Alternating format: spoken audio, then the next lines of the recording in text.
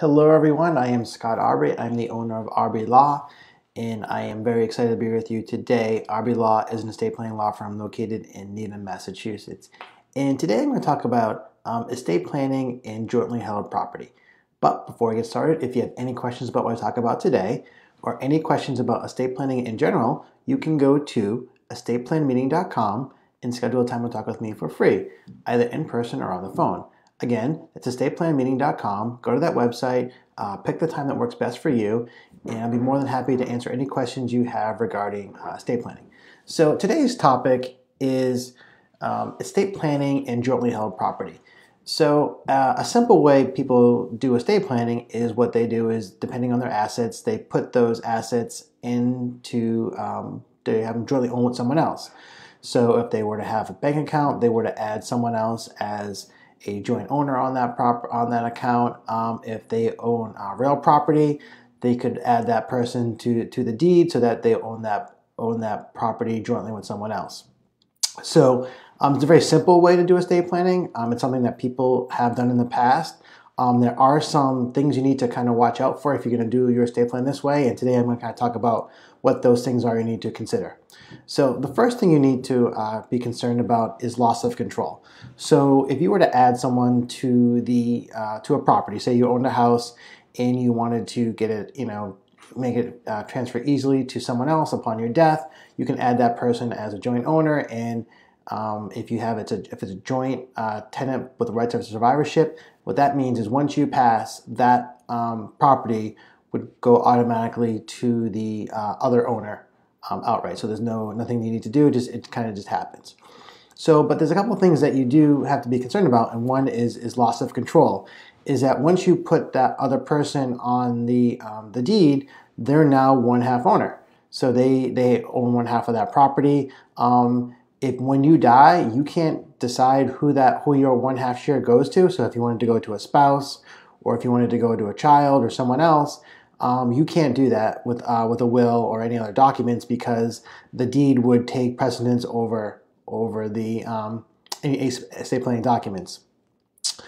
Also, too, you want to be concerned about is if you own that property with someone other than your spouse, and that person decides to sell it to someone else, they can do that since they are part owner. You have no control over that. So if that would be the case, then that person, you would now be the co-owner of that property with someone who you might not know or anything like that. So you want to be concerned about with that. And also, once that property is transferred to someone else, it's really tough for them to remove that person without any sort of without them agreeing to be taken off that deed. Another thing you have to be concerned about with joint ownership is creditors. Is that when you own property with someone else, that the property that you own is subject to the creditors of both of you. So if that other person were to get into trouble and they would have had to file bankruptcy, then they could come and attach. Creditors would come back and attach that property, and now you can be the owner owning it with someone that you don't want to. That person would be forced to sell their piece of the property in order to satisfy the creditors.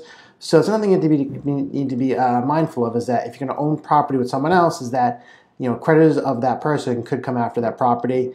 And then kind of the third thing you kind of want to think about is potentially higher taxes with doing estate planning this way.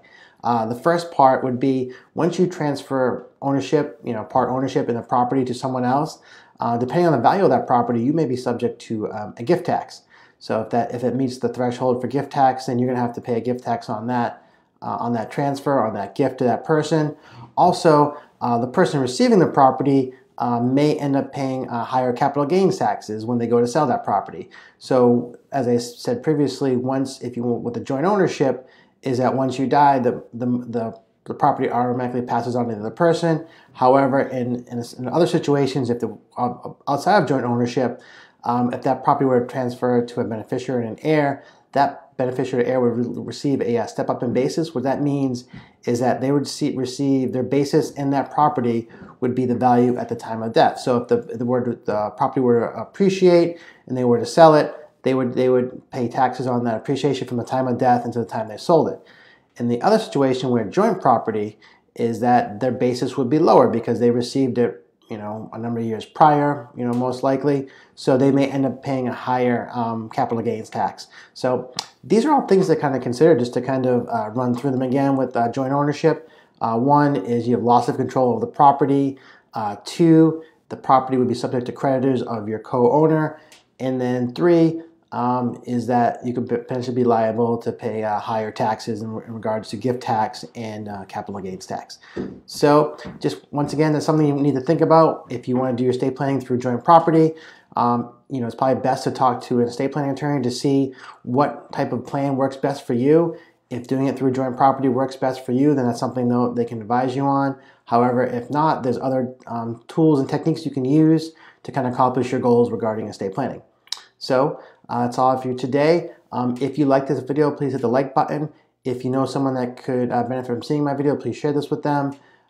If you have any questions or comment, leave them below in the comment section. I'll be more than happy to answer them for you.